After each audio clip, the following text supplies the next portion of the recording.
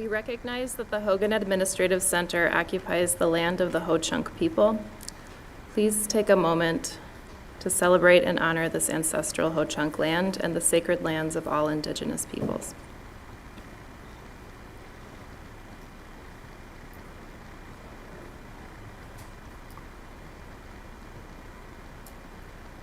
Will the secretary please call the roll?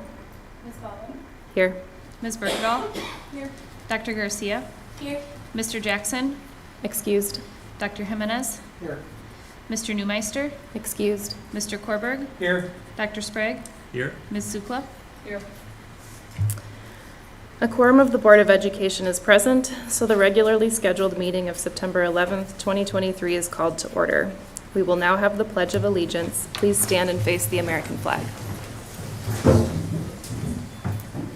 I pledge allegiance to the flag of the United States of America and to the republic for which it stands, one nation, under God, indivisible, with liberty and justice for all. I'll make a motion to approve the agenda as presented. Second. So tonight's agenda has previously been distributed to the board with a motion by Mr. Korberg and a second by Dr. Jimenez. We'll take a vote to approve the agenda as submitted. All those in favor? Aye. All those opposed? All right, the agenda passes unless there's a motion to amend. Okay. We'll move on to our public speakers. So it's the policy of the board to provide at its public meetings an opportunity for individuals to address the board. Comments about individual staff or personnel will not be allowed. Open meeting law prohibits the board from engaging in discussion or responding to matters not included on the agenda. All speakers are reminded that this same policy limits your time to speak to 5 minutes. This limit will be strictly enforced. May I ask the superintendent to keep track of the time and notify the speaker when time is running out? I will do so. You are also asked to give your name and the school district where you reside at the beginning of your time for the public record. Our first speaker tonight is Mandy Wolfgram.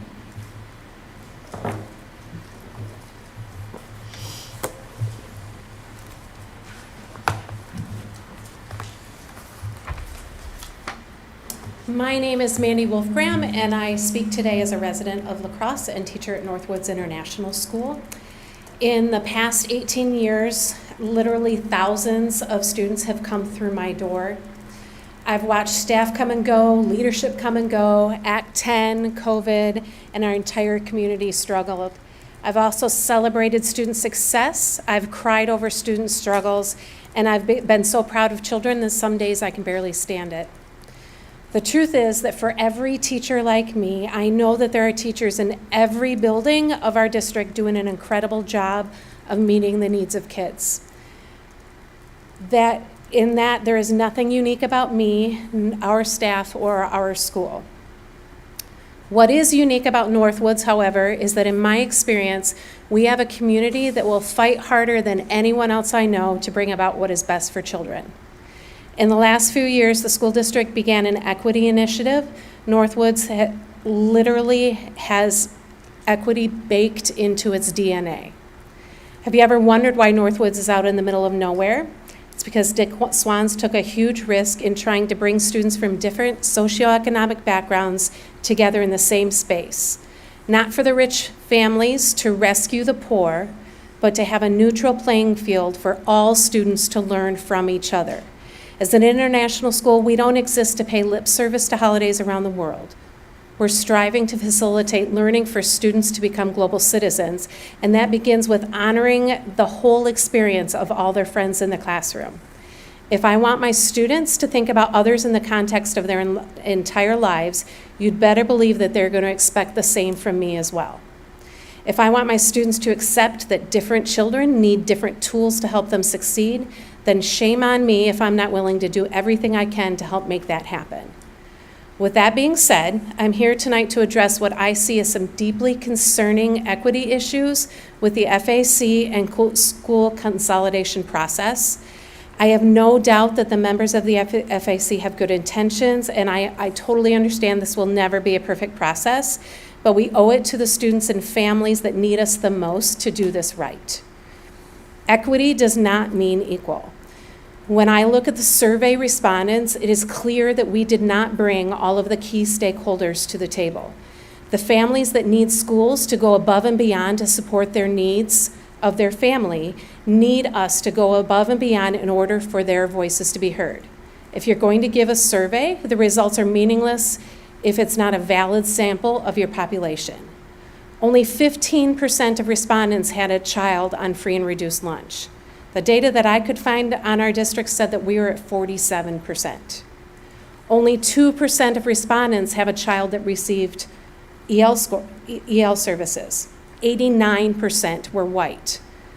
A person on the FAC committee cannot and should not speak for an entire demographic. Isn't that why we have a survey? Our lower socioeconomic families are smart, hardworking, and want what's best for their children just like everyone else. But with more urgent priorities before them, postcards, emails, and keeping up with the FAC meetings may not be possible. We cannot just listen to the families that communicate the same way that we do. Second, the primary reason that Northwoods is being considered for closure is because it's not a neighborhood school. However, it's my understanding that students from the Shoe homes will not be relocated to Northside, which is 1 mile away from them. They would be sent to Emerson, about 2.5 miles away. If the neighborhood schools are top priority, then why is this even being considered for our families in which transportation is a barrier? It's shocking to me. Whether intended or not, this sends a message that we don't want families of less economic needs to have to travel further to get to school. But we are not concerned about the same issue for those with higher needs. 30 seconds left. At this point, it is not too late to make a course correction. It's not too late for the Board of Education to direct the superintendent to give the FAC the most comprehensive and accurately representative picture of all of our communities. This is not going to be easy. It's going to cost money. It will frustrate some, and it will be embarrassing for our district. But I teach my students to do the right thing even when it's hard. I know that they are hoping that you will do the same.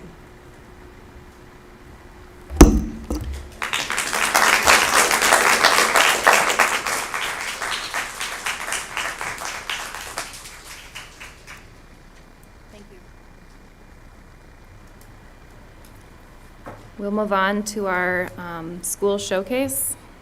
And today we have Cortell Roberson from the Family and Cultural Connections Coordinator to speak to us about the Summer Youth 2023 program.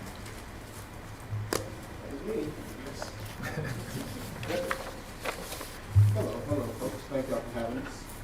I'm Cortell Roberson, but everybody knows me as Q, so that just works for me. Okay. These are two students of mine. They're going to introduce themselves. Come on, girl. I'm Samara. And I'm Star. So we've been asked to come here to present the Summer Youth Program in which we host. The last couple summers, I've done it as the Cultural Liaison. In partnership, the Cultural Liaison Program, in partnership with Black Leaders Acquiring Collective Knowledge, and Mr. Spivey, who's sitting in the audience. We've ran a summer program for the last 2 years in which I want to say part of the funds come from our Cultural Liaison dollars and budget, and then the other funds, I want to acknowledge the City of La Crosse, ARPA dollars, or ARPA grant has helped us fund this program, in which we have funded a program that is used to work with students, mostly students because of my job positions that identify as Black, and in this program we have 4 major components to our program. This is the presentation in which we put together. We won't get through it all, but some of the major things that we talk about in this program, as Dr. Engel came to our showcase, are academics. So there's a focus on academics, and throughout the summer, the students from Central, which we had 13 students this summer, 7 from Logan High School, 7 students from Longfellow High School, as well as 2 from Lincoln. So about 30 students serviced in this program. Focus on academics, and our academic focus this year was talking about communication, because we know how important that is, that our kids and as adults, that we learn how to communicate effectively, which was what we talked about in small groups, individually, and in large groups. Our students watched videos on how to communicate properly. They wrote in journals to do the writing portion of it and had small and large group discussions. During that time, they worked on, like I said, effective communication, different ways to communicate. They also focused on learning about how to read a room. So if we were to look at all of y'all right now, we can tell who's paying attention and who's not. I'm just kidding. So they learned how to read body language and facial expressions. And there's communication in different ways. So we talked about how to write poetry and how those things can be communicated. Writing narratives or story and being able to tell their story to people in the correct form. But also we talked about communicating without words and how important that still is to most people. Finally, we added a component about mental health and well-being because we know that our students are struggling. As well as us as adults, we have times where we are, so we want to make sure that was a component. Then there's a cultural history component that we also focus on as well, and this year's component dealt with the Harlem Renaissance. And we talked about the Harlem Renaissance and how that impacted our world and ultimately was a movement that helped lead into the civil rights movement. And then another part of our focus is college and career readiness. We teach the kids and focus on visiting colleges, but also how to prepare for a future job or career. And then there's the trip, which one of my students is going to come up and talk about, because the trip that we take combines all of the things that I just talked about, the academic focus, the career and college readiness, as well as the historical content. So this year's trip. This is Star, and tell us about the trip. Okay, my name's Star, and so we went on a week-long trip, and we went to New York City, Baltimore, Washington, D.C. Our first stop was New York, spent time in Times Square. We went to different shopping malls and just walked around. We went to colleges and different institutions, including Juilliard schools, Alvin Avi's dance company. And we learned a dance there, and then we went out to eat different places. We went to the Lion King on Broadway, and then we visited some historical sites. We went on a Harlem tour, and some things we saw was the Apollo Theater, Sylvia's restaurant. We saw Langston Hughes' house. And then we also went to Weeksville, and it's just a historical site with Cultural Center in the center of Brooklyn that uses education, arts, and social justice lens to preserve, document, and inspire engagement with the history of Weeksville, one of the largest free Black communities in the pre-Civil War America, with the historic Hunterfly roadhouses. Next, we went to Baltimore. We stopped there on our way to D.C. We visited the Black and Wax Museum in Baltimore. This museum is the first African-American Black museum. Next, we went to D.C. We went to visit some monuments. We went to the National Museum of African-American History and Culture. And then to finish up the trip, we went to Martin Luther King Jr.'s monument. So during the trip, obviously our kids got an experience of a lifetime, right? This is what this program's provided. I didn't say that last year we took some kids to Tennessee, Memphis, and Chattanooga, and Nashville, which is another great experience for kids that to see and experience things that they may not have the chance and opportunity to, but also combine that with the focuses that we had for our major components. After we came back, we did a showcase. So kids can then talk about what they did during the program and be able to spread that love throughout the community. So at the end, we did have a showcase, and the purpose of our showcase was to share what we had learned throughout the program with a broader audience, including parents, school staff, and the community. We were split into 4 groups and asked to demonstrate the impact it has had on our academic, cultural, and personal development. The groups were formed as presentations and performances. So the presentation was used to explain and highlight the key takeaways from the program. And then in our performances, we had a debate used to show a positive form of argumentative communication. And then we had a skit or character reading used to teach people about the important figures from the Harlem Renaissance era. And then we made a short film, a silent film created by the students, and gave a few points of what it would have been like to be a part of the Harlem Renaissance era. Overall, the showcase gave us an opportunity to shine and for the program to demonstrate its value and impact on students' growth and development. It was a platform to share knowledge, celebrate achievements, and inspire others.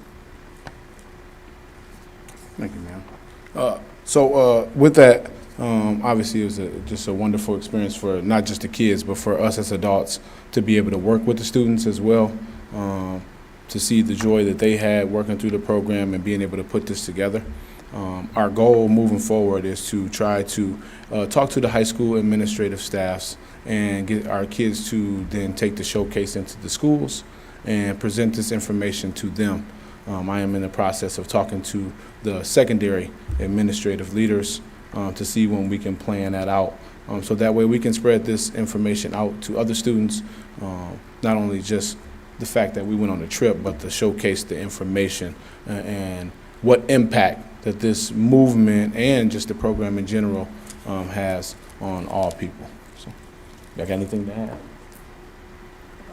Yeah. Yeah, you can talk. For me personally, like this club, I think has really like provided me a good opportunity to understand what I want out of my life, and it has really provided me with like, it showed me there's more I can reach for and stuff like that. So this is just, for me personally, being in this program, it has definitely like helped me as a person in many aspects of my life. So that's all I gotta say. Nothing to stop. All right. Well, thank y'all. We thank y'all for having us. We appreciate it. So.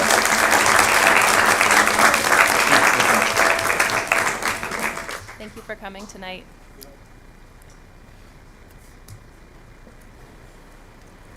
For our fellow Northwoods folks, I understand if you want to stick around for the rest of the meeting. Kate always does. But for the rest of you, if you feel like you want to leave at this time, we understand that you have other commitments as well. So I just want to throw that out there for folks.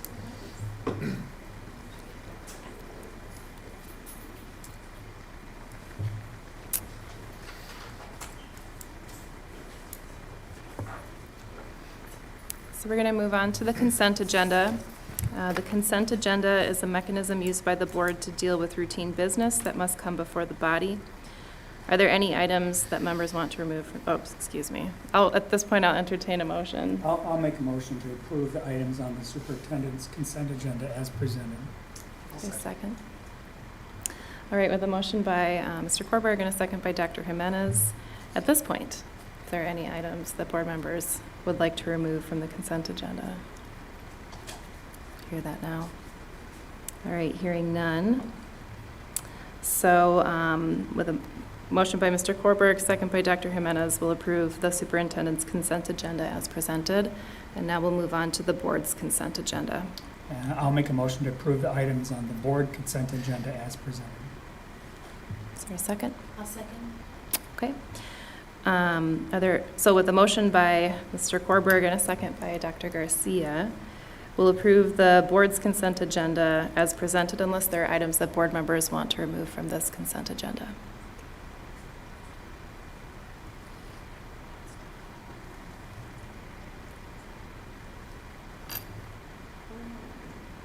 Okay. Do you want me to pause and wait? It's taking a long time. Okay. It took me a second, but it's just now. Yeah. We can wait just to make sure everybody's got what they need. So the board's consent agenda, I'll just list off the items in there in case there's something pressing you want to jump in on. I don't want to take anything out. Okay.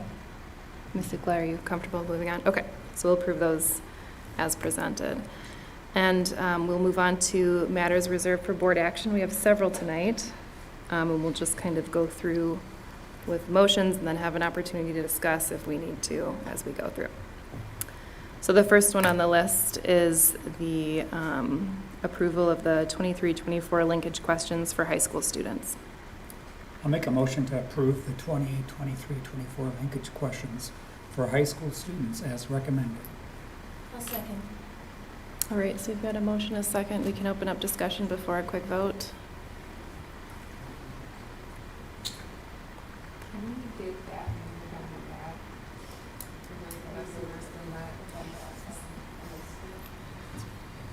Is this still slow for you? It's slow for me too. Me as well. Nope, it's coming now.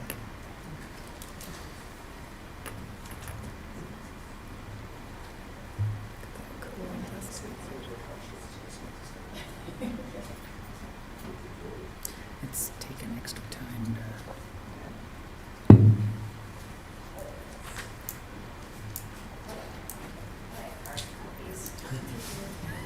I never have to use Oh, wow, so prepared. Thank you, Laura. just delayed because I never have to use them.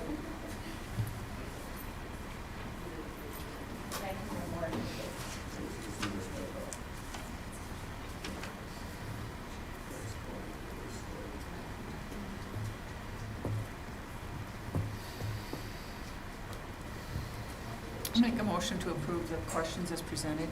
So we have the motion and the second. If there was no discussion, if everybody's thing's loaded and you felt cool with it, we'll just vote on that. All right, so we had a motion by Mr. Korberg and a second by Dr. Jimenez, correct? Dr. Garcia, to approve the 23-24 linkage questions for high school students. All those in favor? Aye. All those opposed? All right, we'll move right on to the next one. This is the linkage questions for school staff.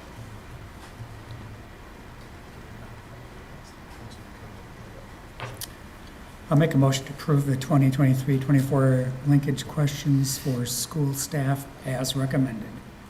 I'll second. All right, any discussion on this one before a vote?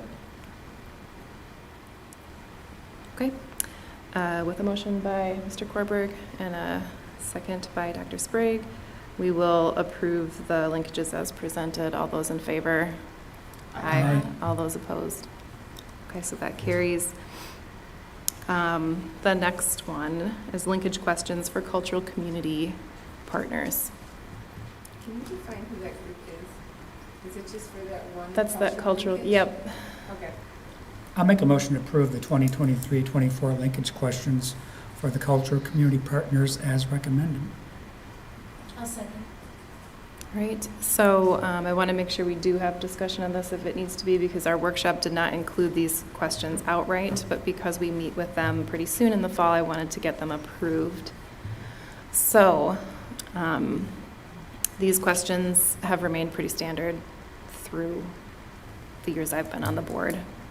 And so I put them in as something we could approve tonight. And if board members have other ideas for questions, we could vote it down and work on that later.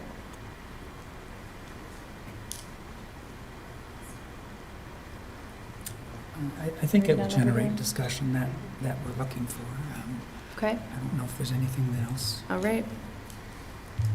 So remind me, gonna have a motion by Mr. Korberg, and was the second by Dr. Jimenez or Dr. Garcia? Okay, so all those in favor of approving those cultural community linkage questions as presented, say aye. Aye. All those opposed? All right. So the next one is our policy approval, first reading for bylaws, page 13 on student representation.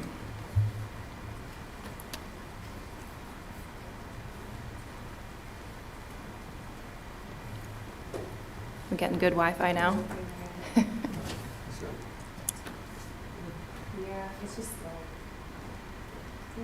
Mine's starting to speed up, and Juan said he closed out. I closed the window and started it again, and that was fine. Thank you.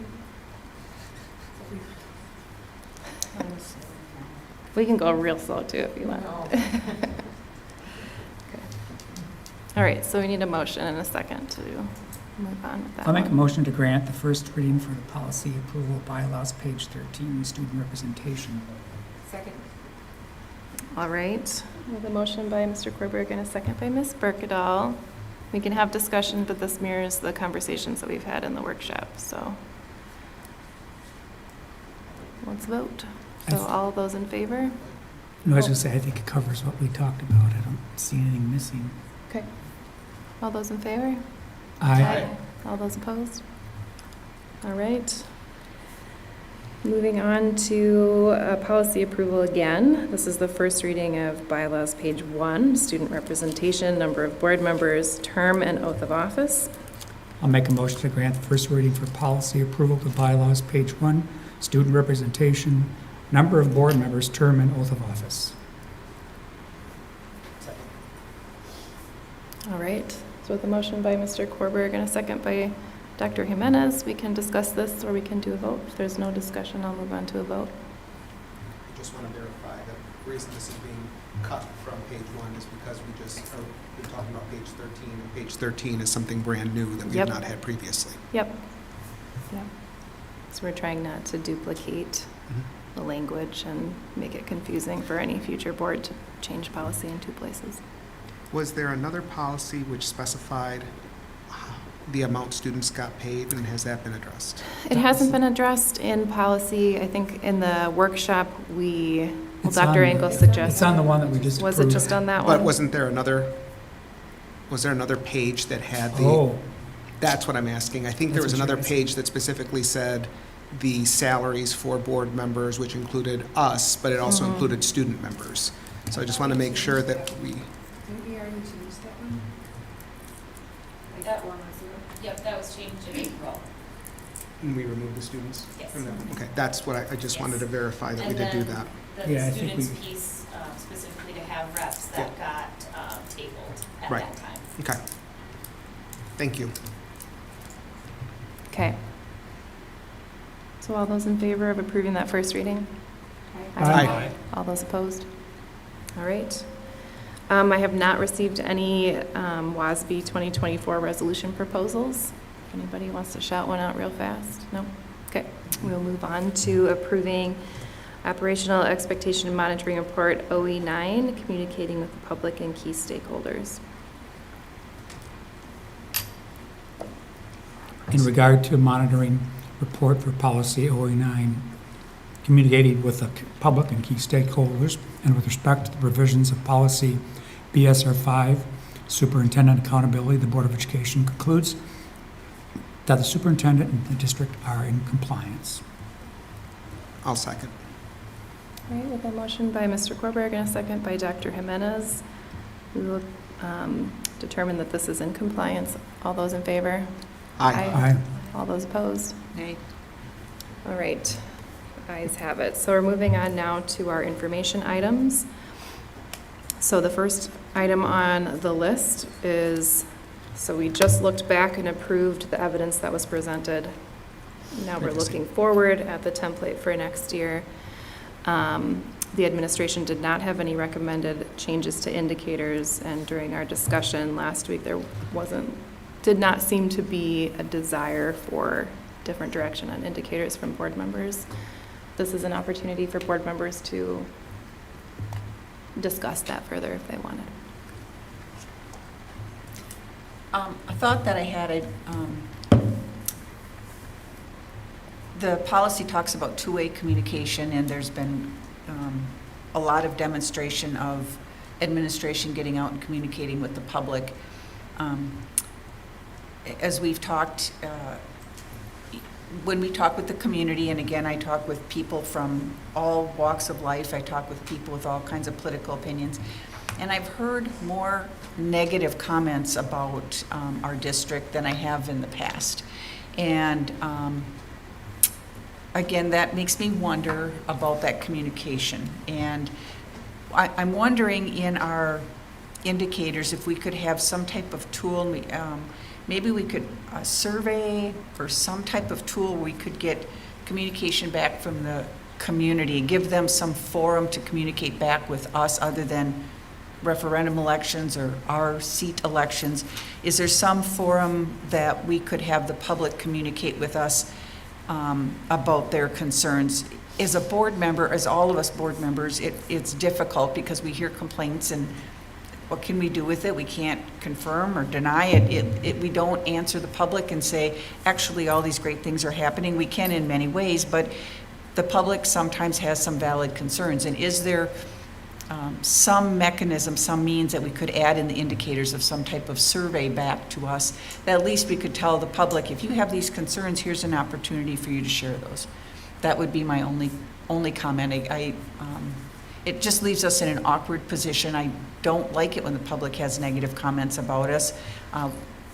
No entity does everything perfectly, but I think there's a lot of striving for very, very good things here, and that should be the message that's going out there. And so if there are concerns, how do we communicate that in a reasonable way? And if this is a policy about that two-way communication, how do we make it more two-way? So are you suggesting that the survey would be owned by the board or owned by the superintendent? Or who, because we do have the board, this is superintendent governing this policy, and the board, we are going to have these open listening session opportunities throughout the year, this year, in addition to our open board meetings and linkages and other ways of contacting the board. I think that's a really good question. I think the board does have some mechanisms for that. I think it's fair for administration to have some as well. Again, is it a survey? Is it some other types of communication? I'm not an expert in communication. Surveys are sometimes helpful. Surveys sometimes can be biased depending on what the questions are and who responds and how they respond, but sometimes they can be really, really helpful. So I'm not an expert in that, but I'm just trying to figure out how can we make this more of a two-way communication. So Again, just for to- that indicator idea, what part of the policy were you thinking that would fall under? Well, that's, Indicator 2. it's opened up already.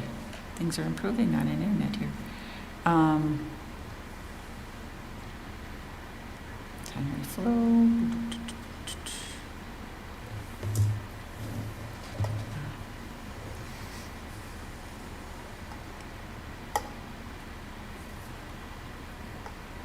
It might be an indicator. Sorry, I'm doing this wrong. Indicator 2, right, the two-way engagement, engage in two-way communication. Just adding some other bit of evidence of a community forum, a survey. I'm open to suggestions on what that could be. Again, just to try to improve that communication with the community is all it is.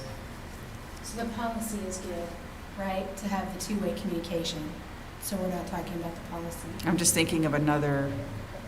So you're thinking more of evidence rather Yes. than Something indicators? besides district-wide parents That would and be fun. the clubs. But I would also say there's quite a bit of evidence here already of two-way And communication. the events. I mean, so Right here.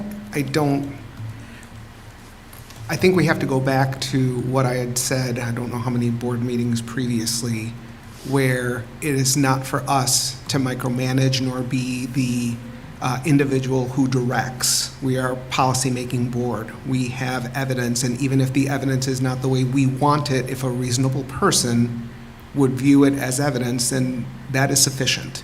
I don't see necessarily a need for one more thing to be added on, given that we have sufficient evidence. There is always a need for more communication. I don't think anybody can over-communicate. I think that you are absolutely right. There's always going to be a group of people who will not be happy with us about some decision that we make.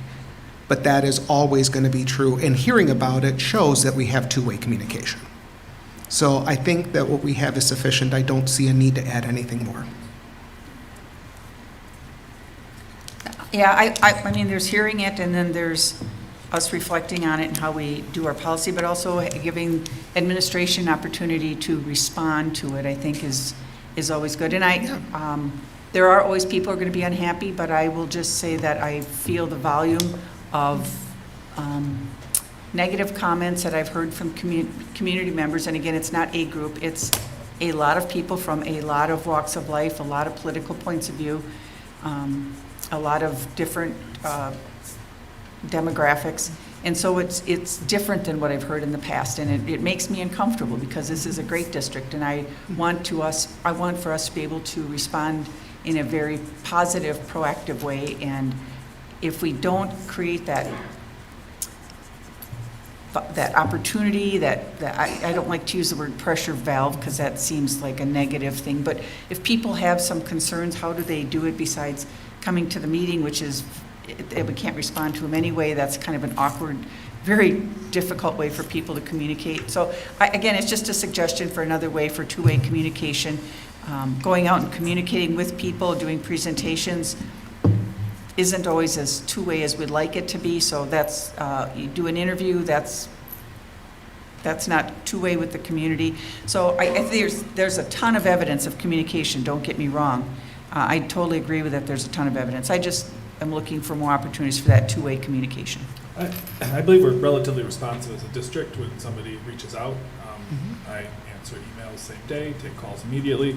So if you do encounter somebody who has a complaint, I encourage you to have them reach out to the school district directly so that we can address their concern, provide more information, maybe fix something on the spot. I think we can be very responsive to any of those folks. And so if they have concerns, please don't hesitate to direct them to the school district, the administration, so that we can address it.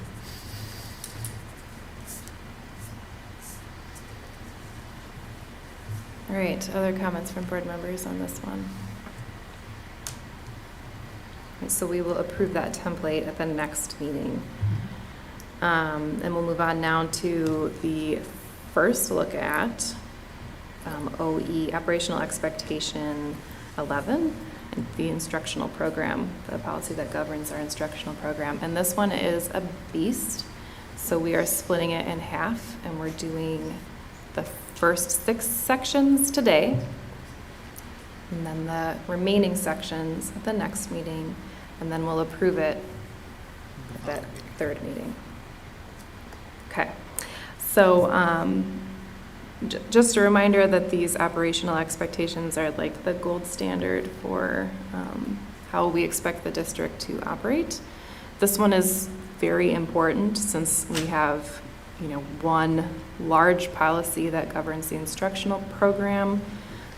So whereas we should be spending a considerable amount of time talking about students and student achievement, this is one of our OEs where we get to really focus in on students and what they're doing in classrooms.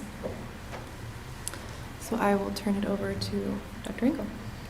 Thankful to have Dr. Harsey, who oversees this OE, and I will turn it over to him to go through its components, and we're fortunate to also have a few guest presenters today as well. So, Dr. Harsey. I'll start with a bit of a preamble. Not all OEs have a preamble or deserve a preamble, but as President Baumann said, this is quite a large report. But by and large, it's a celebration. Our instructional programs have a lot of components that are worth celebrating. This is sort of a curated record of all the awesome things that our teachers, support staff, administrators, and frankly stakeholders in our community who are collaborators with us have done over the last year, all on behalf of our students. So there's a lot to celebrate. Now, having said that, while OE 11 has a celebratory tone to it, we're a continuous improvement organization. And so with that in mind, we certainly have areas for growth as well, and we'll be pointing those out tonight and then again on the 18th, next Monday. This report by any measure is huge. So some numbers here. There are 12 operational expectations within this policy. There are 37 indicators, and administration believes that 36 of those indicators are in compliance, and one is in need of improvement. The one in need of improvement, 11.9, indicator 3, addresses proportional enrollment in our choice and charter programs. We'll talk about that, the way this lays out next Monday night. Because of the size of this report, as President Baumann mentioned, we will strategically divide this report into 2 sections over the next 2 board meetings. Tonight we'll report up through 11.5, so up through 11.5 tonight, and then 11.6 through 11.12 next Monday night. We think that that's a kind of organic, natural break as we look at the layout of the information. I will have a moment of vulnerability here and just tell you that I really haven't found my stride in reporting coherent governance reports just yet. They're a little bit different with all the potential rabbit holes. For example, we've got one link in here from around evidence-based for elementary. There's one link in here that's over 400 pages.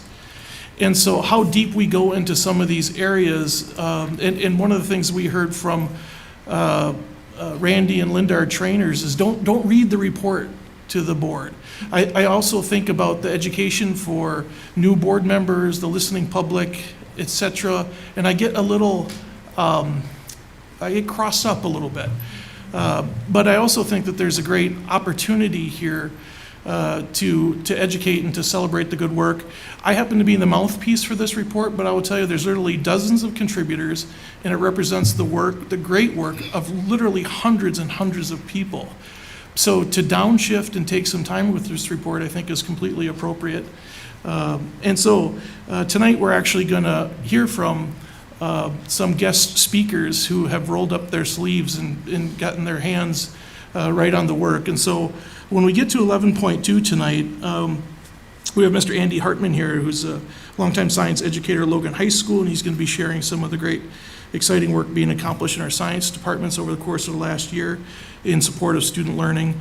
And then when we arrive at 11.5, Ms. Stacy Everson, our Director of Secondary Education, Dr. Britta Rodering, who's our Supervisor of Career and Technical Education, they're going to shine a spotlight on the myriad opportunities, really an impressive array of opportunities our district offers to students in developing their talents and interests in students' specialized areas of interest.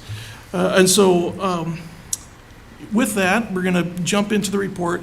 Please know after each section that I'll pause. We'll look for questions and clarifications and things of that nature. But let's get into this. And just know the overarching statement with all of this, that our superintendent is tasked with maintaining a program of instruction that offers equitable, challenging, and relevant opportunities for all students to achieve at levels defined in the board's results policies. So with keeping that in mind, so in the middle of page 4 of the report, 11.1, it states, the superintendent will ensure that instructional programs are based on a comprehensive and objective review of best practice research. We have 3 indicators that work to demonstrate to the board that, in fact, we're doing that here in the school district of La Crosse. In the first one, 100% of content and program areas scheduled on the curriculum review cycle are on an appropriate evaluation pace. One of the things we tried to do this year is tell a little bit of a story within the areas of evidence. We tried to embed the artifacts within sort of a narrative so that, and hopefully you tell me the feedback as we're going here, but so for example here, our teaching and learning committee, and we have all the members of our teaching and learning committee which represent content area coordinators who are lead teachers in our district, ensures program areas are following instructional program review cycle. The Teaching and Learning Council paces their meeting dates regularly throughout the year to maximize both productivity and predictability in an effort to honor that indicator. In indicator 2, 100% of the changes, improvements, modifications made to the elementary school's instructional program are based on a review of best practices. We shared just a couple of examples here. Curriculum instruction in School District La Crosse is based on recognized research-based best practices. Our journey towards excellence via the K-5 literacy best practices, for example, has a strong foundation in research. If you were to enter that link and go through it, you will see, for example, in here, there's a National Reading Panel link. This is a presentation that has been shared by Melissa Ender, content area coordinator, with a variety of links for research and evidence. Of course, by now you've heard our state has gone in this direction. You've heard of the phraseology science of reading. Our district happened to be out in front of this wave a bit, and so we've positioned ourselves with ESSER dollars, et cetera, to be in good position with Orton Gillingham training, et cetera, in this regard. But we also added, in terms of like universal best practices, that link would demonstrate things like equitable multi-level systems of support to spotlight high-quality universal instructions with an emphasis on student engagement. In indicator 3, 100% of changes, improvements, and modifications made to the secondary school's instructional program are based on a review of best practices. Standards-based learning, that effort is not new in the school district of La Crosse. Our elementary schools have been demonstrating and practicing that effort for quite some time.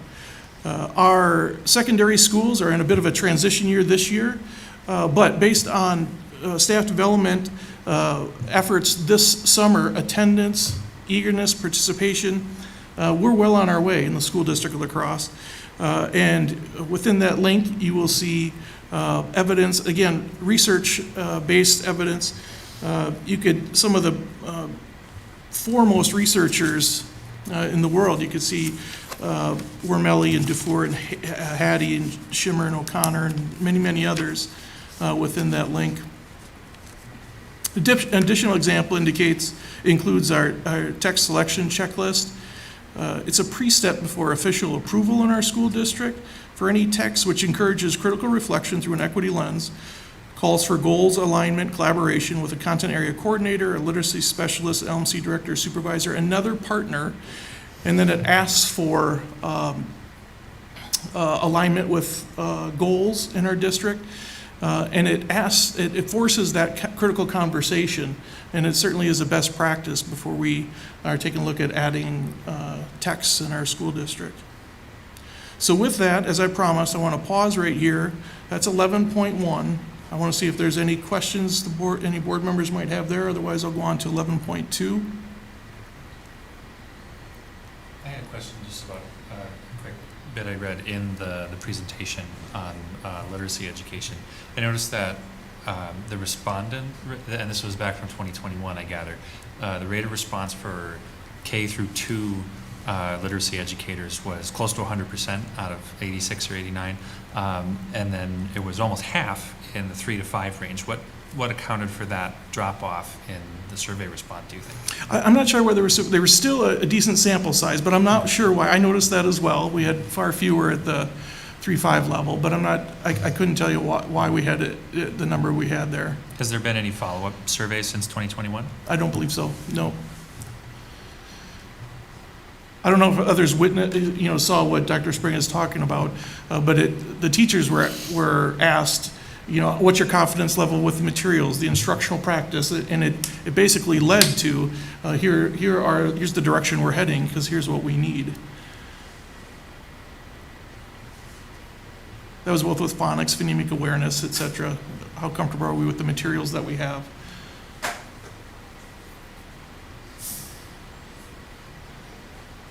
I would say at this point, the path's been set for us by the state legislature. And so while that was a great way for us to jumpstart our efforts, and early literacy is more relevant to 4K3 than it tends to be at the upper levels, but still important at that level, and especially as kids come in with different skill sets, they might be at different places. So regardless, the state has dictated our path, and we're fortunate that we are ahead of the game.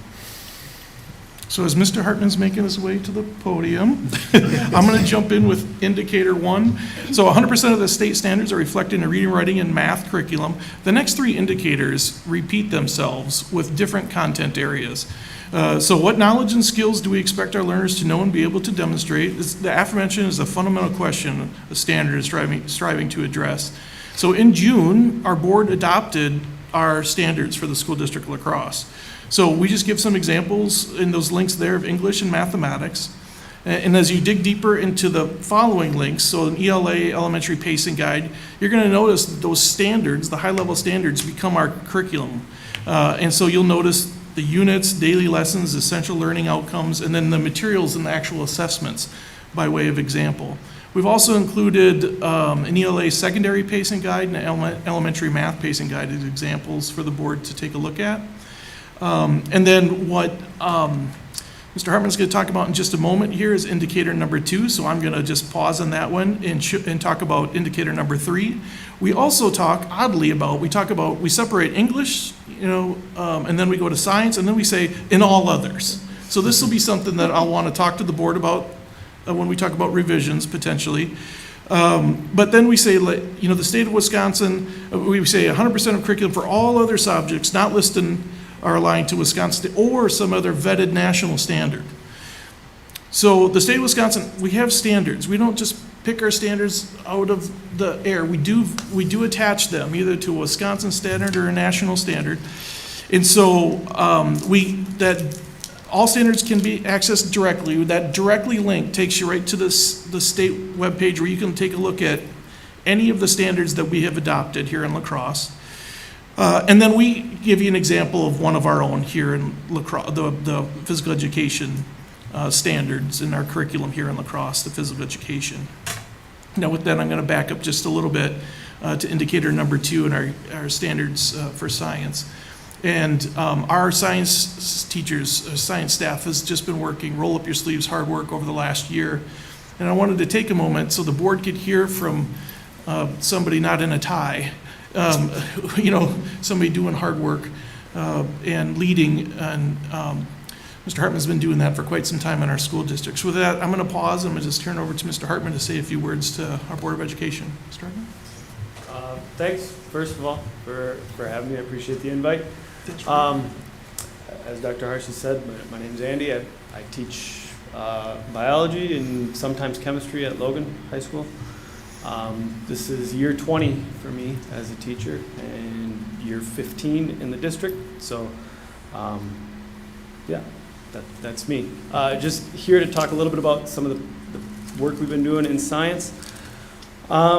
It's kind of hard for me to pinpoint where this project, like this, I don't know, if you call our recent work with the science standards a project, if I had to put a timeline on it, like you could say it's been the past couple of years, you could say it's been the past decade, because I remember being on the group of teachers that was sent down to San Antonio in 2013 and 2014 when the NGSS Next Generation Science Standards were being unveiled, and Bill Nye was there, and it was a big deal, and we had, physics teachers with graphing calculators and waterproof pouches going down water slides, and it was as nerdy as you think it could possibly be. So we were down there, and like the goal of this project has been to just kind of take our science courses, especially the secondary science courses, and just go through a regular review like we would do anytime, and just make sure they're consistent from building to building, right, and from teacher to teacher, course to course, but also kind of reflective of those big overarching standards that are being put out by the national board. Like this, the NGSS was the result of a giant study from the National Research Council, and it was kind of a big deal. So the rollout and the whole reasoning behind the rollout was just kind of meant to address a change in instruction. The 2013, 2014, like we were about, I don't know. I remember graduating from UWL, and like if I wanted to,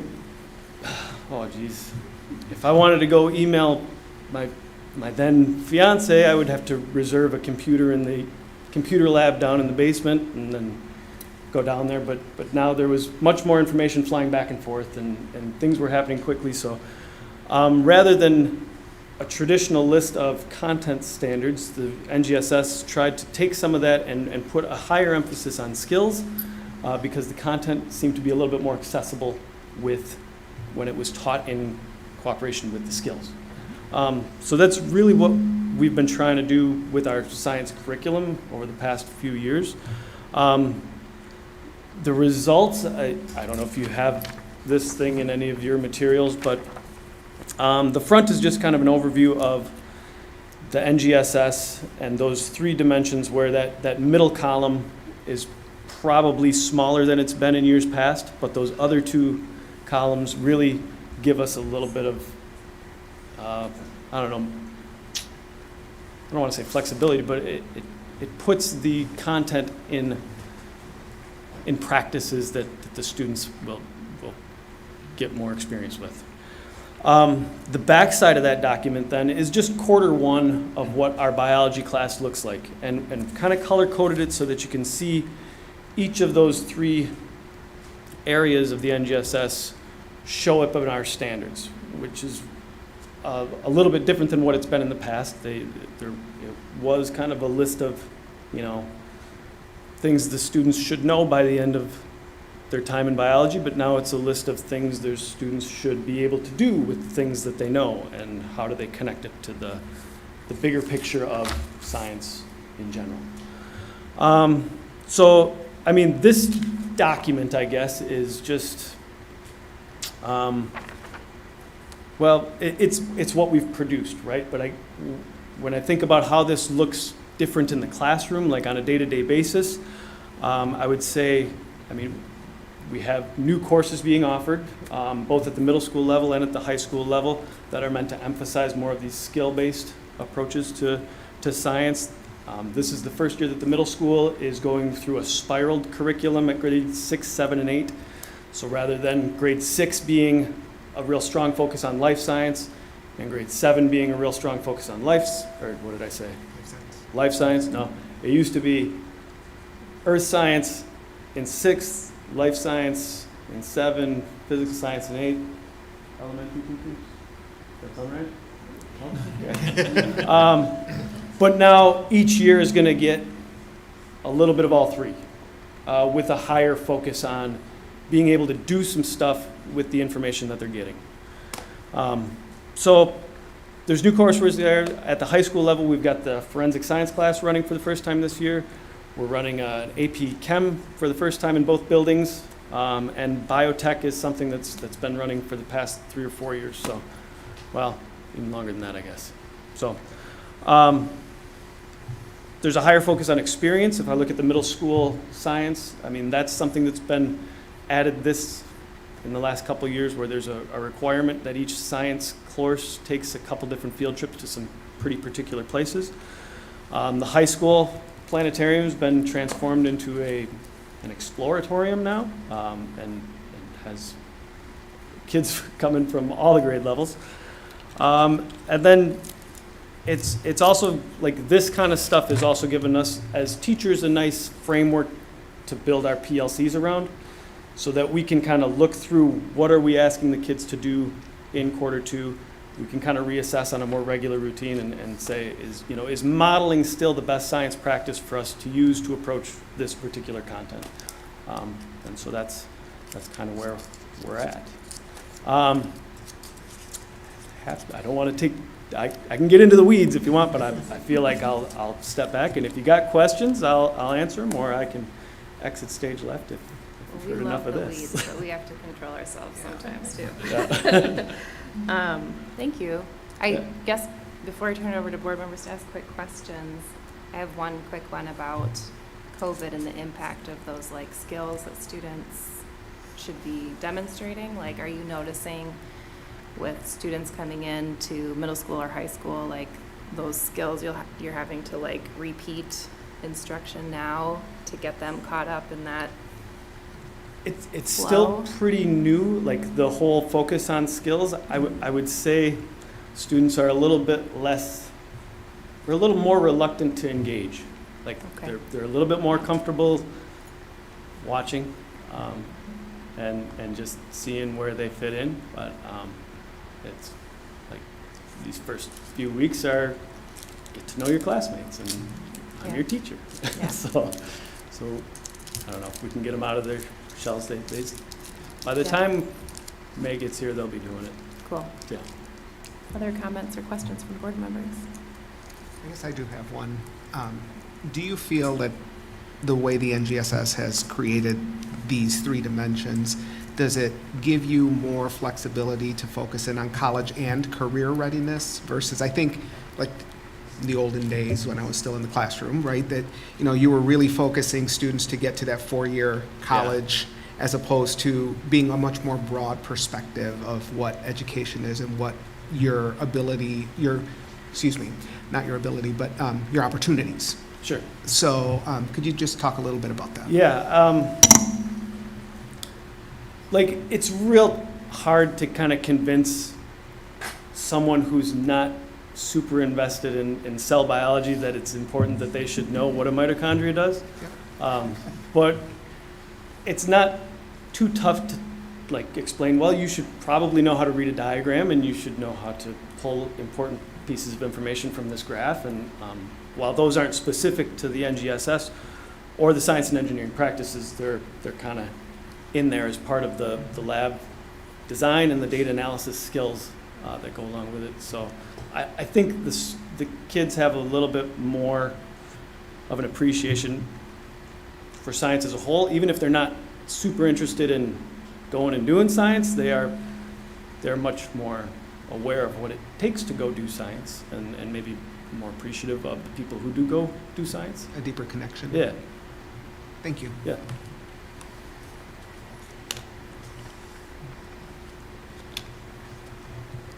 Thank you very much. Okay. Thanks. You bet. I'll bring beakers next time. Thank you. Yes, speakers next time. Thank you, Mr. Hartman. Appreciate your time. Any other questions from board members at all on 11.2? If there are none, we'll move on to 11.3. In 11.3, what we're trying to look at is aligning curriculum to the standards themselves. We've got a couple of indicators to take a look at here. So in indicator 1, an articulated curriculum based on standards is developed for each class and course following review by the Teaching and Learning Committee. So we have a standards-based curriculum. I think we're trying to demonstrate that. It's developed through a yearly process. And you've seen the instructional program review cycle earlier in this document. What we've done here is we've attached a 6th grade English Language Arts learning target example, so you can kind of see that, how that plays out. Additionally, any new course is vetted through the Teaching and Learning Committee, and we've included their course proposal form in here. And among other things, it requires information, the essential learning standards and the ICANN statements. In indicator 2, 100% of the curricula are collaboratively developed through curriculum committees. One of the examples from this last year, we had an extremely large elementary math resource committee. That was a major project. And so part of our approach was multiple voices, perspectives, assist in the development of local curriculum, and ultimately enrich our offerings. And so in the vetting of those primary resources, we had a selection process, and you can see the multiple steps in that selection process there. And then the groups that were involved, the variety of voices. It only enriched the selection of the elementary math resource. Additionally, you can see we've got a teaching and learning committee. That group, same thing, a variety of different voices involved. Authentic glimpse in there when you can see the minutes that they have from that group. And it's a collaborative committee doing a lot of good work there. Again, I'm going to pause and just see if there's any questions there for 11.3.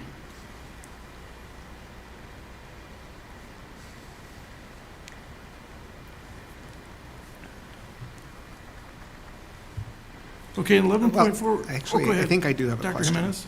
I'm going to tie this back to 11.2. I know you had mentioned that you might have some ideas on how to potentially, for example, break up indicator 3 to have an opportunity to speak to the other subjects. So would you potentially envision 11.3 also growing because of the change you might think about in 11.2?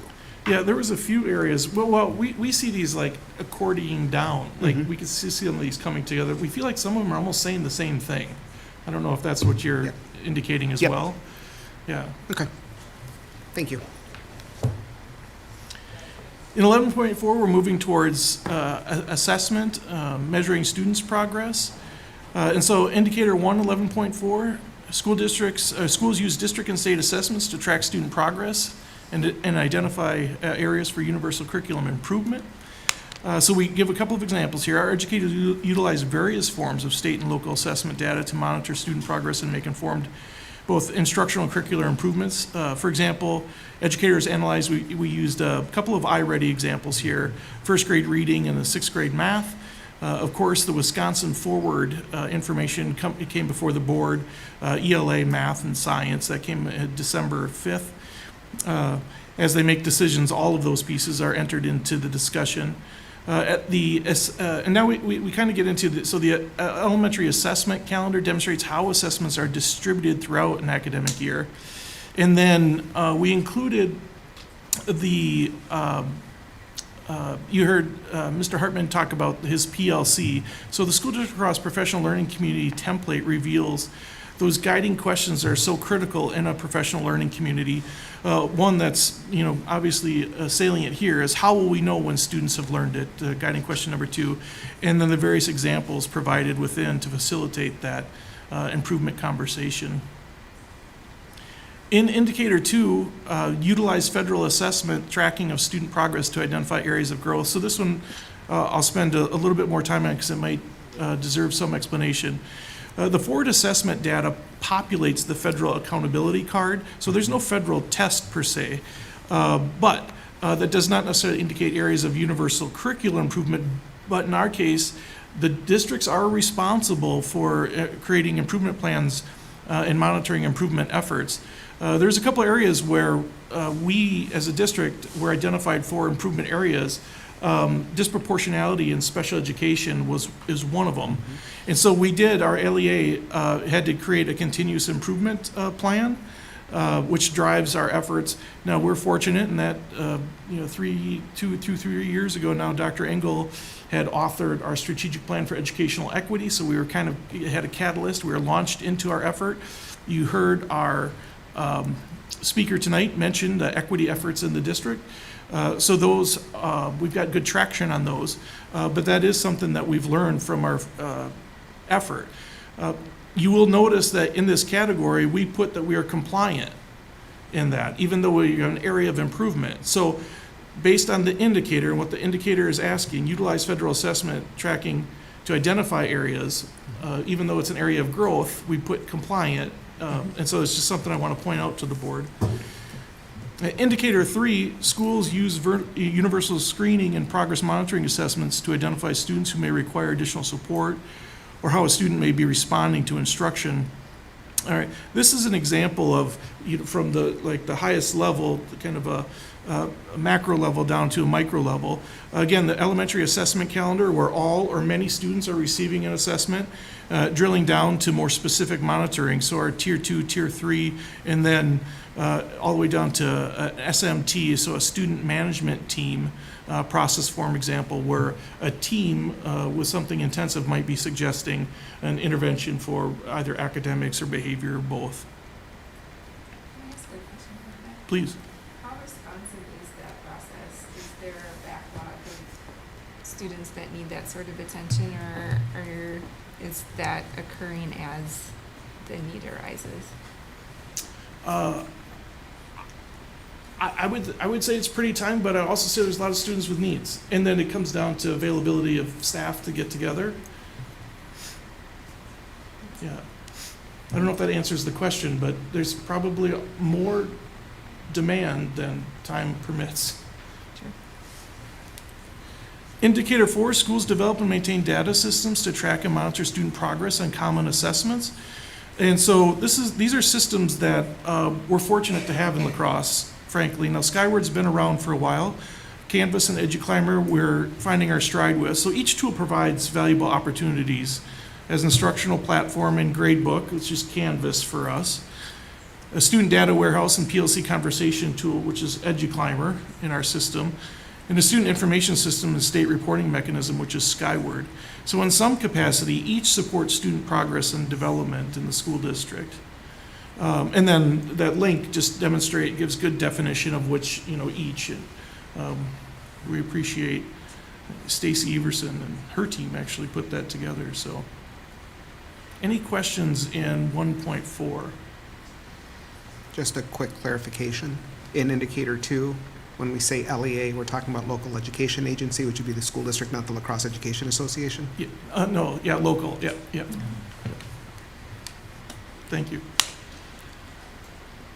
And 11.5, and here's where I'll be having Ms. Everson and Dr. Rodering stepping up. Yeah, thank you.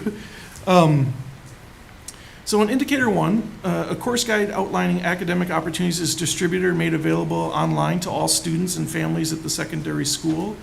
So let me just back up a little bit real quick and just say what the overall indicator here is. The superintendent will ensure that the instructional program includes opportunities for students to develop talents and interests in their specialized area of interest. So you heard Mr. Hartman in his presentation today talk about the courses that were being developed at both the middle school and high school level tonight. And so in Indicator 1, the high school course guide, I will say we've got lots and lots of courses in there. They don't always all run, right? It depends on how many students are enrolled in the course, et cetera. In Indicator 2, 95% of secondary students complete an academic and career plan based on the great work of our staff, ensuring that students are on point with that. We did reach that benchmark, and Dr. Lahaki presented that on June 5th in 3.2. In Indicator 3, the district will provide opportunities for dual enrollment and post-secondary options. And so this is where we'll turn it over here in just a minute, but we are so fortunate in the school district of La Crosse to have really strong school-to-career opportunities for our students. And I don't want to steal any thunder from what's about to be presented, but really we roll in the Redefining Readiness cover sheet, which again you've seen from Dr. Lahaki previously, the Early College Credit Start College Now report. There's some information you're about to see on that. And then Dr. Rodering shared with the previously constituted board, August 15th of 2022, a presentation that's informative there too. But it's that last link in this section that Ms. Everson and Dr. Rodering are going to be sharing with you now. So with that, I'm going to turn it over. And thank you so much for being here tonight. We appreciate it. You're welcome. Thank you. It's a pleasure to be here tonight and share information with you. We didn't plan our syncing with Dan, so as long as Dan can read our minds as we walk through these slides, we might be in sync. So again, a pleasure to be here. Academic career planning, dual credit, concurrent enrollment. You know, we tell students and families when they start a new school year, as they walk through the threshold of our buildings, do you see your name in blinking lights? We hope so. And Britta does such an amazing job building these connections. So I'm going to get us started, and I'll turn it over to Britta, and we'll try to do this exchange here in an organized fashion. But, you know, rigor, relevance, relationships, it's all about building belongingness for our students as each student enters that school building, finding their discovery to learn and what school is going to do for them, and their discovery of that academic success in school. And so we hope they see that blinking light and how important it is to arrive to school each and every day and see that dreams do come true in schools in La Crosse.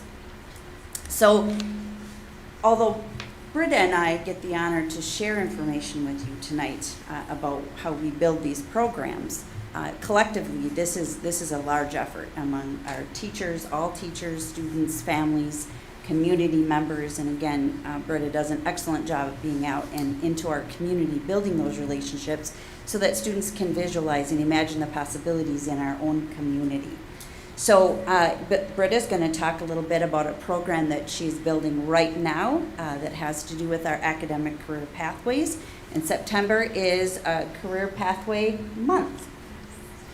So thank you for having me as well. As Stacy mentioned, we are kicking off a program this year called Bridge to Your Future. And this program is really a continuation of Academic Career Planning, or ACP. As most of us are probably very familiar with, ACP is a statewide initiative. That aside, academic career planning is incredibly important because it helps our students answer the question of what's for me, what's not for me, what twists and turns should I take along the way. And so in response to looking at ACP, which has been present in the District of La Crosse for many years, well before my time here, myself and our high school counselors, who we have one high school counselor from CRVA, Polly, Logan, and Central, we've spent more than the last year actually rebuilding our ACP program and taking a look at not only what do we need to do to check the boxes, but what do we need to do to really tailor this to the students of La Crosse.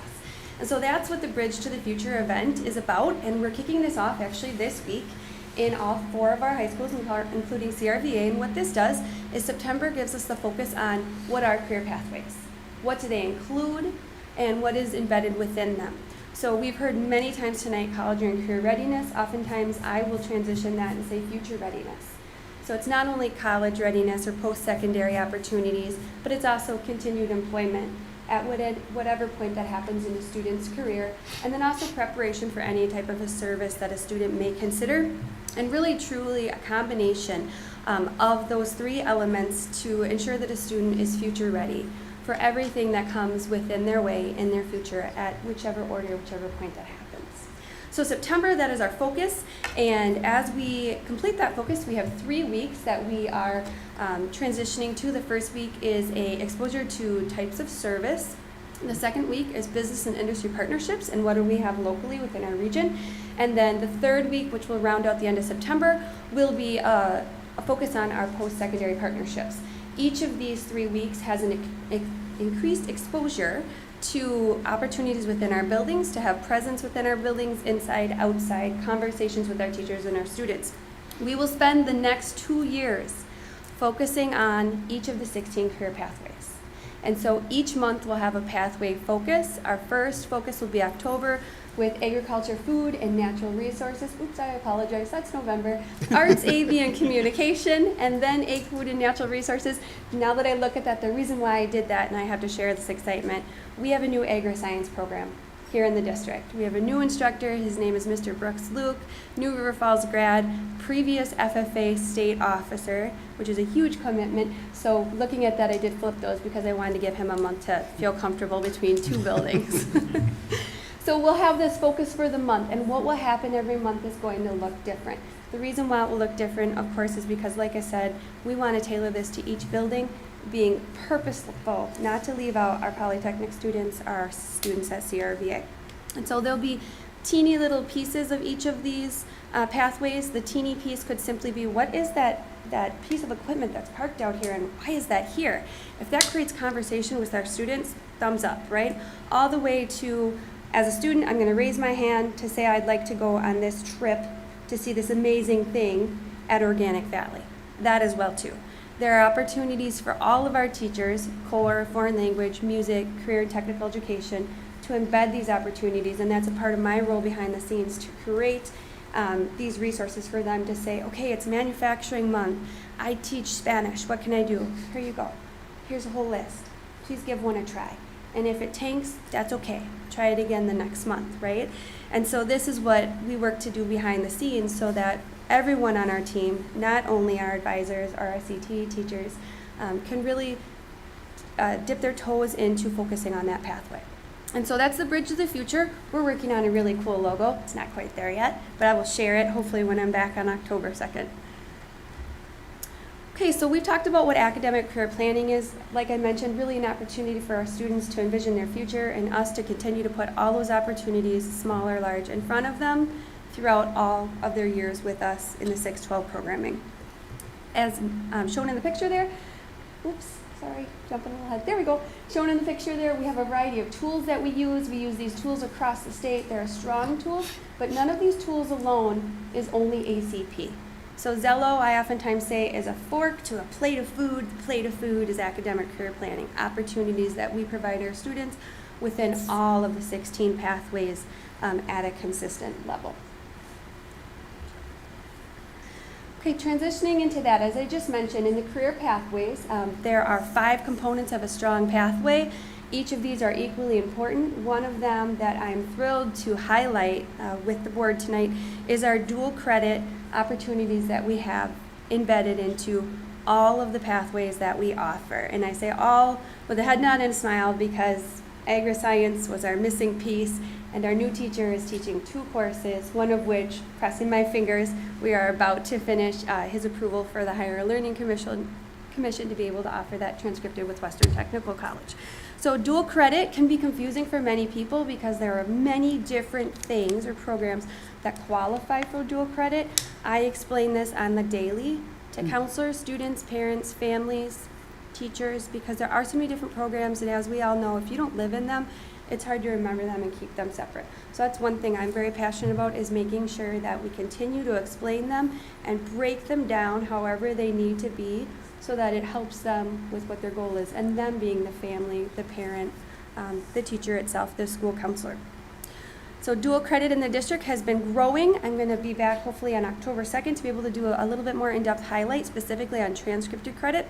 But we have a variety of programs, and here is the list that's available. And we're going to go through each of these a little bit more in detail, but simply running through. We participate in the Early College Credit Program, the Start College Now, or SCN, transcripted credit, as I mentioned, which is with the Wisconsin Technical College System, AP courses, the CAP program, Youth Apprenticeship, which is a strong work-based learning program, and then tonight we'll also highlight what are called industry-recognized credentials, which offer credentialing to our high school students, as well as the opportunity for post-secondary credit attainment.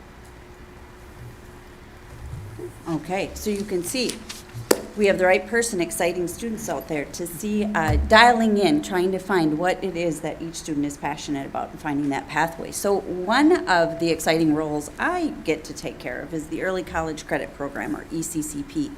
So twice yearly, I work with our school counselors and students and families to help students dial into some opportunities with the UW system, most often UW-La Crosse or Viterbo, but it can be any UW system school. Students can apply for early college credit in grades 9 through 12, and we do that twice annually. And students can select from a wide array of classes, and we help them sort out their career interests. And eligible students are applying to college. It's their first experience, which is good practice for them to imagine themselves as college students and begin that journey. And we try to follow and guide students through that process to be successful in those first college classes while in high school. Many students are graduating high school with almost their full freshman year or beyond of college credits, which is exciting to see. And oftentimes it's such a nice bridge that we build because students can imagine themselves in college that they might not otherwise have done.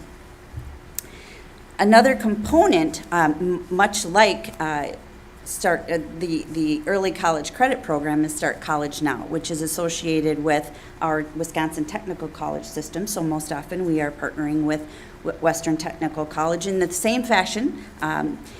This program, though, is open to students in grades 11 and 12. And again, we help them select from a wide array of classes offered through the Wisconsin Technical System.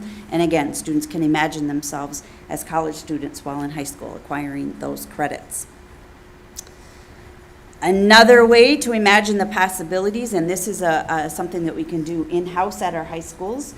We're proud to offer up to and around 20 classes per year. We're always trying to evolve and grow more advanced placement opportunities for students.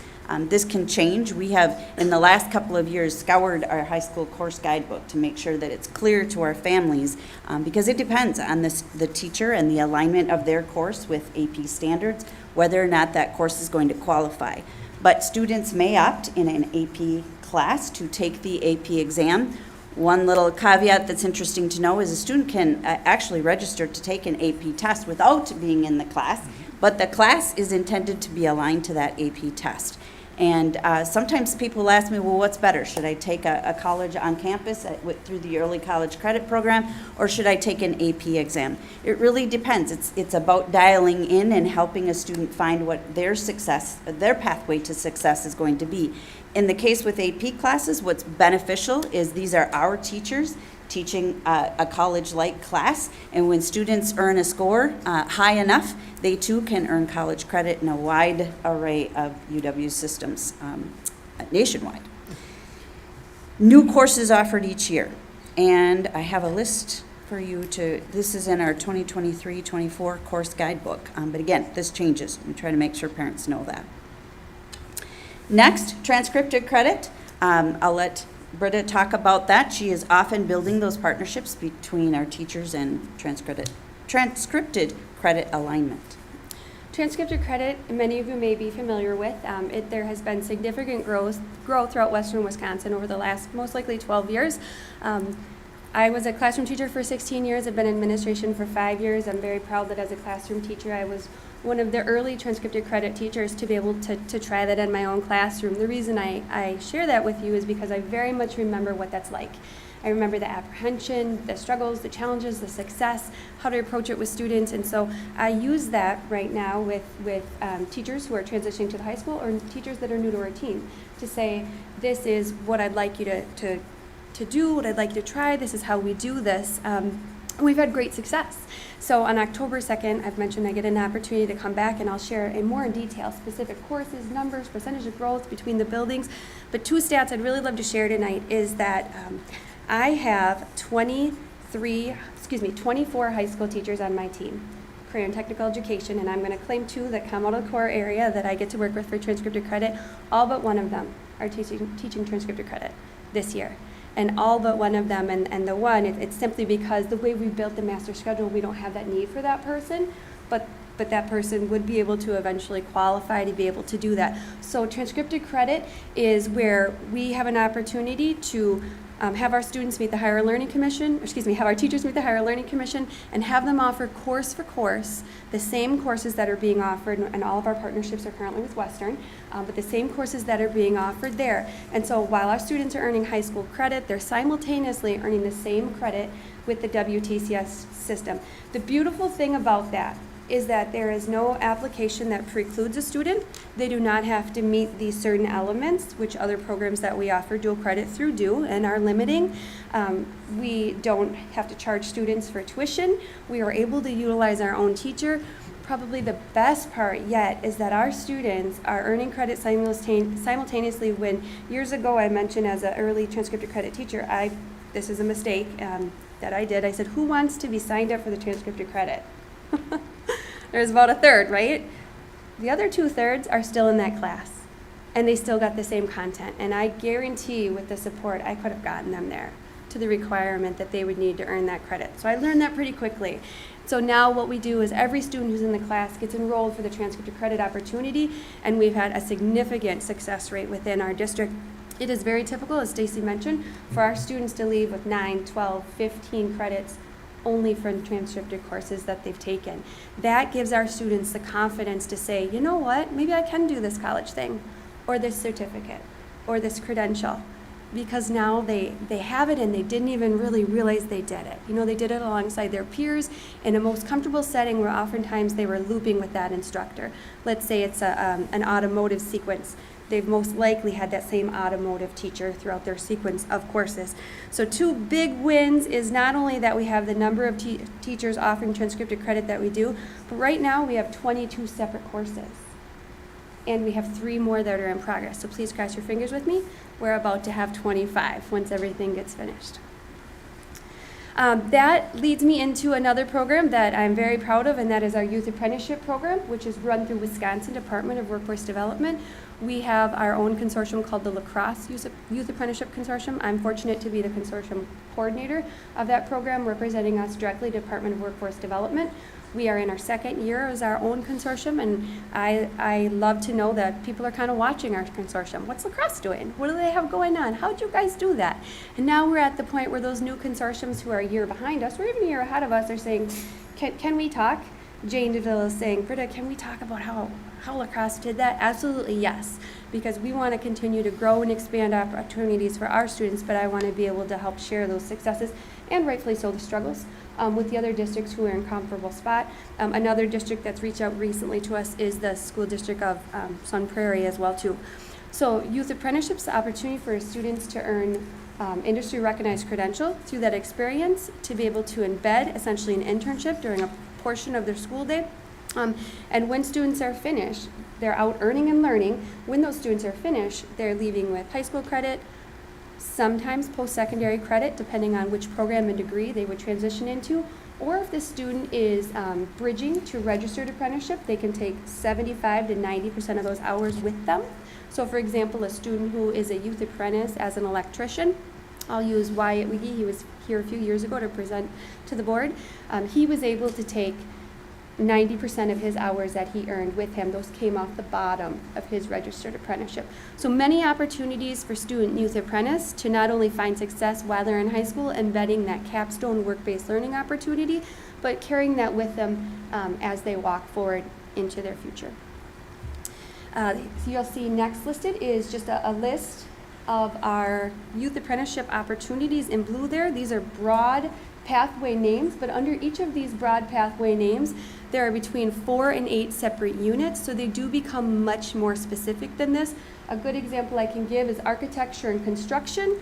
If you're looking for electrical, HVAC, plumbing, framing, masonry, bricklaying, those all fall underneath architecture and construction. So there are many more specific units that we place the student within.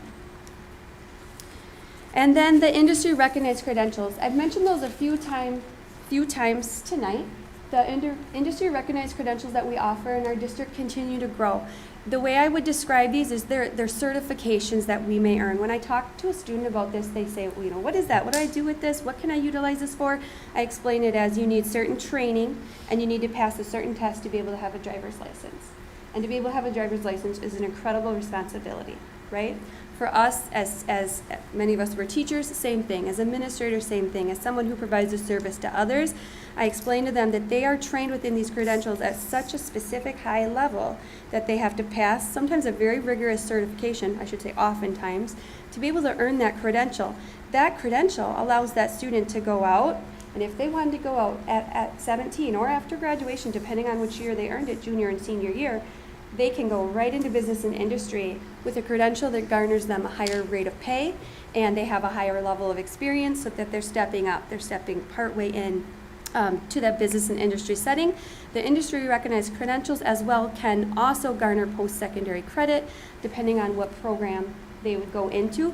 This is a list of the ones that we're currently offering in La Crosse. We continue to keep growing. Probably our most popular have been, of course, youth apprenticeship, the infant and toddler child care certification, the assistant child care teacher certifications, and then the CNA. And then last year, we were able to offer a brand new one called Python programming within IT.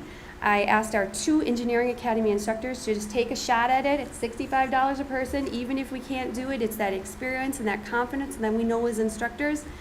Out of those 6, how many do you think earned it? 5.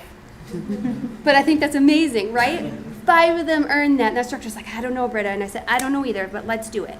Like, let's walk alongside them. So the next slide shows us our industry recognized credentials have grown.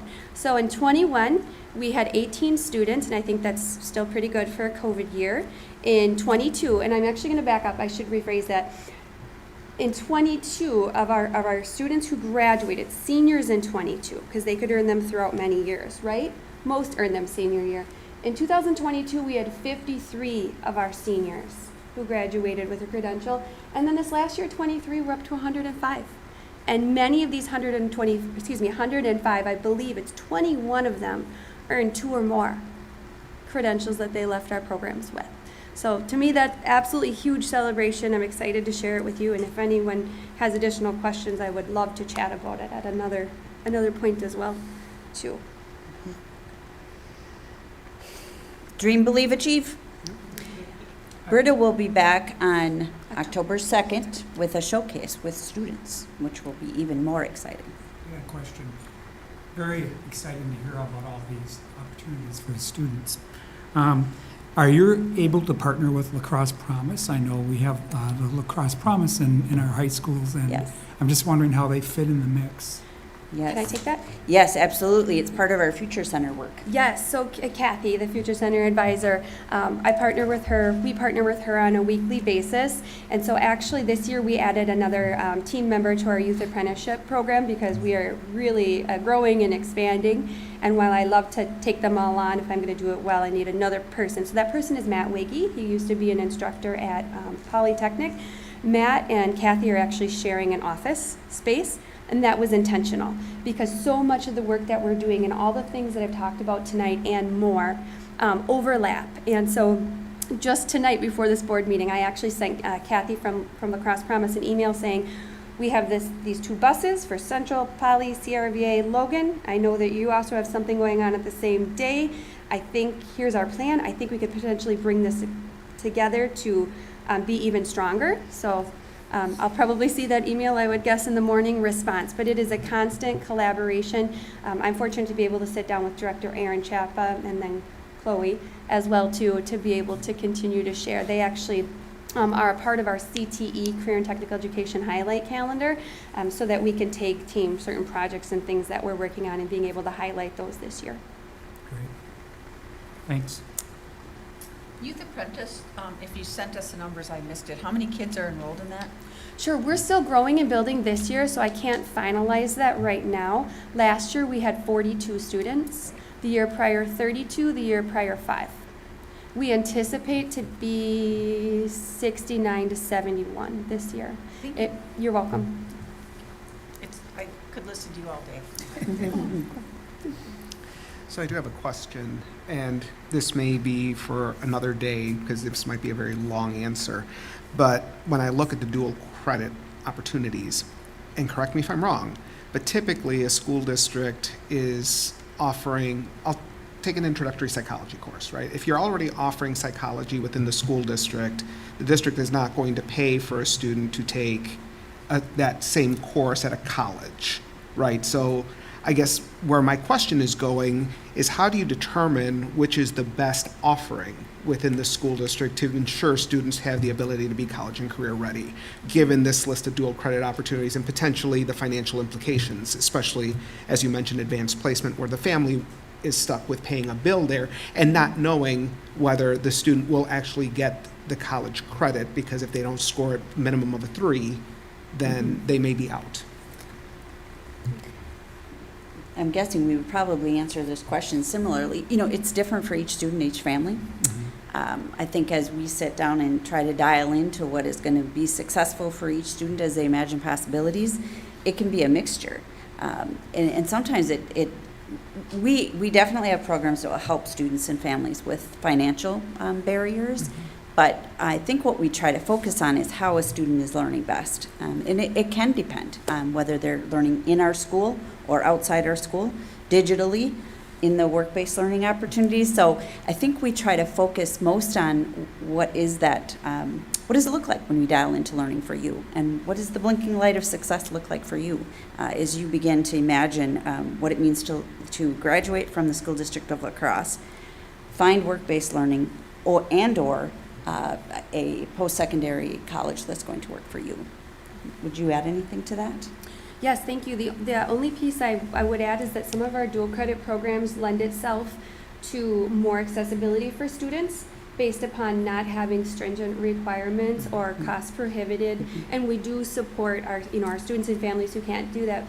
But we have personally witnessed students who want to apply for something. If I could share a specific example, within our health science academies, which is one of the aspects of my role here in La Crosse, historically we've offered concurrent enrollment through UWL, and that has been a wonderful program. The negative to that is that many students don't meet the admission criteria. The right answer there that Stacy and I have been working on since my time here and probably well before I arrived is trying to get UWL and the UW system to relax those for high school students, and they have made some movement on that, which is wonderful. But we still have a number of students who can't get through that, so they don't have that opportunity, and that's where this year, for the first time, our Health Science Academy, we're offering 2 of our courses for concurrent enrollment simultaneously, those instructors, and high five to them because it is a task on their shoulders. They are also offering those same courses simultaneously for transcripted credit at Western with the WTCS system, so that students, I was able to present to the students in the spring to make that decision, lay their nickel down, as Mr. Geneva would say. Do they want concurrent enrollment with UWL? And if they don't meet those admission requirements, could they take it for transcripted? And so now every student in those courses is in one program or the other. Of course, they can't double dip. Some wanted that, but we haven't left anyone behind. And so, like Stacy mentioned, there's a great fit for each student and each family, but knowing that we have an opportunity that will get as many there, to me, feels really good. Thank you. Answer the first part of your question, I think, about, if we offer psychology in our schools, can they go straight to psychology at the university? We are allowed to require them to exhaust what we offer first before they go to the post-secondary option. Transcripted credit generally doesn't fall into that. It's more UW system courses. And there is a financial obligation on the school district and the parent in those circumstances. And we want to make sure, as Ms. Everson indicated, that they're ready and it's a good fit. Right. Thank you.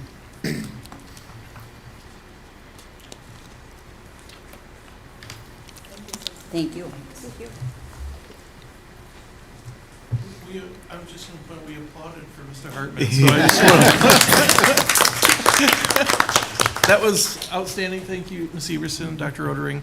And so I will just say, before we kind of put a point on tonight's first half, and not that I want to force an agenda item. But in the debrief, if anybody has any feedback on how the evidence was written, I'd be just so curious. And the inclusion of speakers, hopefully this was okay as part of the report. We do have a second half that I would like to do something similar.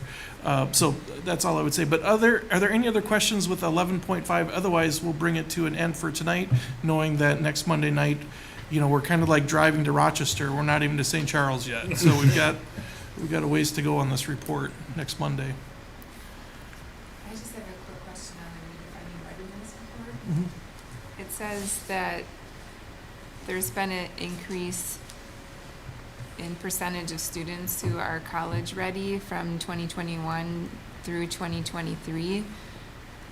But almost all of the indicators under it show a decrease in percentage. So I was just curious how that statistic was, just how we came up with that. Yeah, this question I think came up when Dr. Lucky presented it as Yes. well. And it was kind of an amalgamation of a lot of different data points that came up with that, because I think that exact question came up.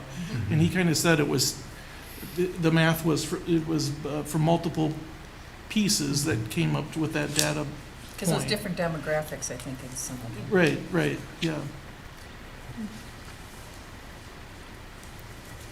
We can provide some clarity on the limiting factor for those. Especially since it's come up twice now. Yeah. Since we've heard that same question twice, we can give the background data on how it got to that number, yeah.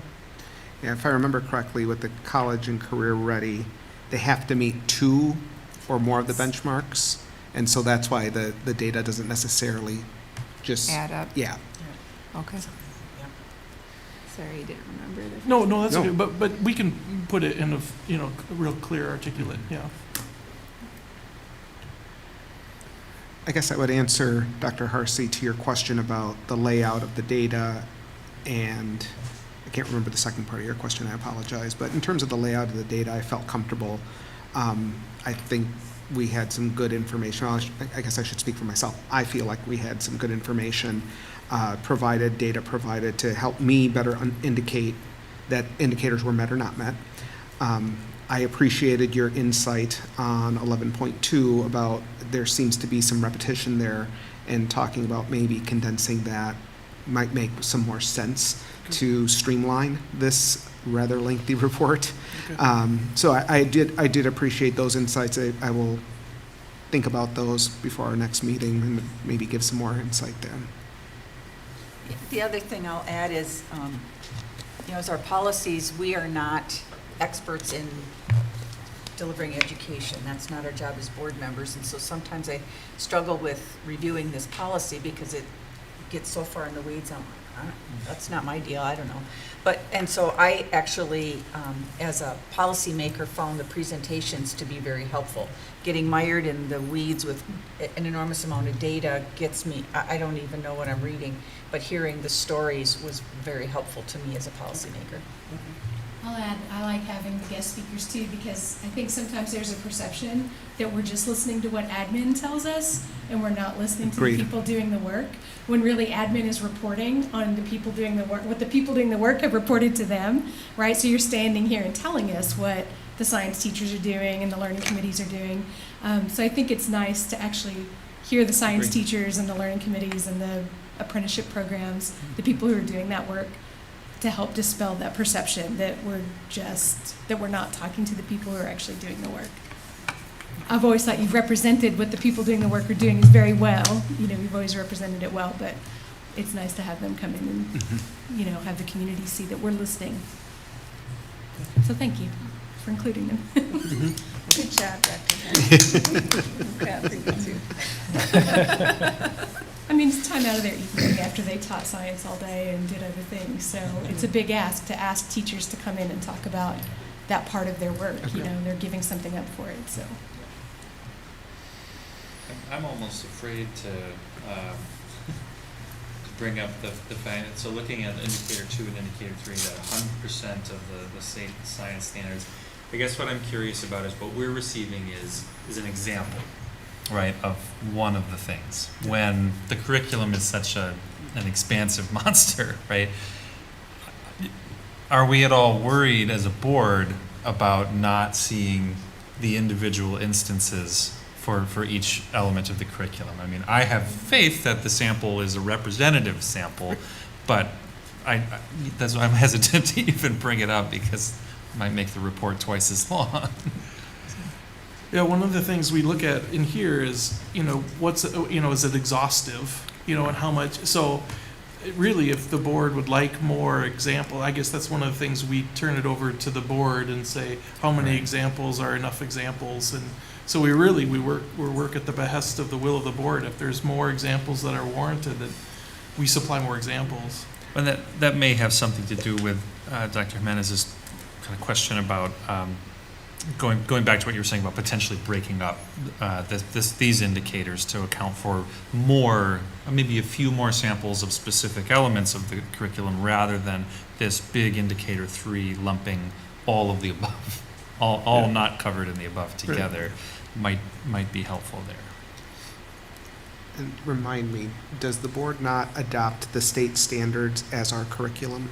Yes. Yeah. So that's what took place in June. Right. I'm just saying, since the indicator says 100% of the state standards are reflected in reading, writing, and math, well, we adopt the state standards as our curriculum, so. Right.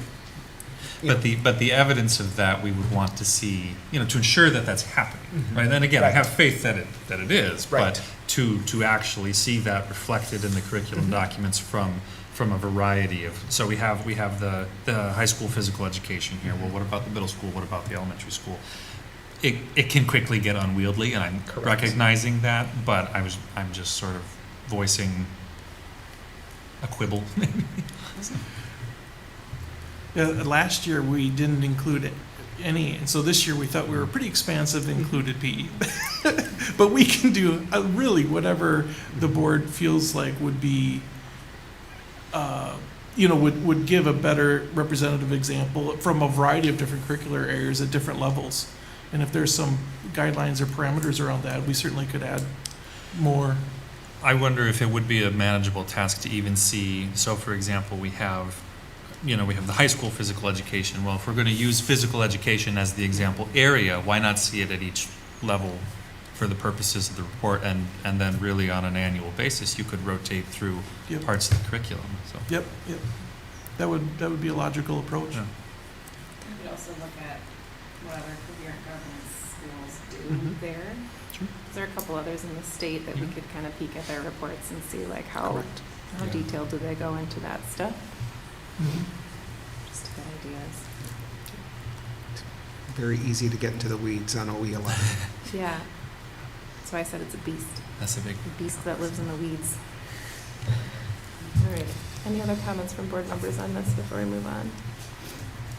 My only comment is the options for high school students are insanely awesome. Like, I can't even imagine being in high school and having that many choices. It reads like a college course book. I mean, how lucky. I don't know. It's pretty cool. We are really fortunate here in La Crosse to be able to offer the breadth of all of those things, and we didn't even dive into the academies that are only located here in La Crosse, and we really are, regionally one of the most attractive schools in terms of the breadth of our curriculum and the things that students have access to. Our proximity to UWL and WTC and Viterbo, it's really without peer.